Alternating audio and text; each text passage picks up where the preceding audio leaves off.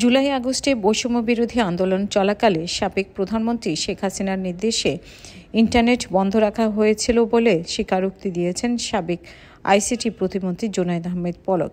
জিজ্ঞাসাবাদে তিনি বলেন, ভবনে আগুন লাগার কারণে ইন্টারনেট বন্ধ হয়নি, শেখ হাসিনার নির্দেশেই ইন্টারনেট বন্ধ রাখা হয়েছিল। বুধবার ট্রাইব্যুনালে তদন্ত সংস্থার জিজ্ঞাসাবাদ এই স্বীকারোক্তি দিয়েছেন পলক। ট্রাইব্যুনালের চিফ প্রসিকিউটর মোহাম্মদ তাজুল ইসলাম এই তথ্য জানিয়েছেন। তাজুল ইসলাম বলেন, গণ অভ্যুত্থানের সময় কোনো দুর্ঘটনার কারণে বা কোনো ভবনে আগুন লাগার কারণে ইন্টারনেট বন্ধ ছিল না। সাবেক আইসিটি প্রতিমন্ত্রী জুনায়েদ আহমেদ পলক স্বয়ং স্বীকারোক্তি দিয়েছেন, শেখ হাসিনার নির্দেশেই দেশের ও আন্তর্জাতিক ইন্টারনেটের সব গেটওয়ে বন্ধ রাখা হয়। ইন্টারনেট বন্ধ রাখার উদ্দেশ্য ছিল গণহত্যার বিষয় যেন কেউ জানতে না পারে। জুলাইয়ে কোটা আন্দোলন চলাকালে ইন্টারনেট বন্ধ করা সহ বিভিন্ন বিষয়ক সাবেক আইসিটি প্রতিমন্ত্রী জুনায়েদ আহমেদ পলক গত 12 ডিসেম্বর জিজ্ঞাসাবাদের অনুমতি দেন আন্তর্জাতিক অপরাধ ট্রাইব্যুনাল।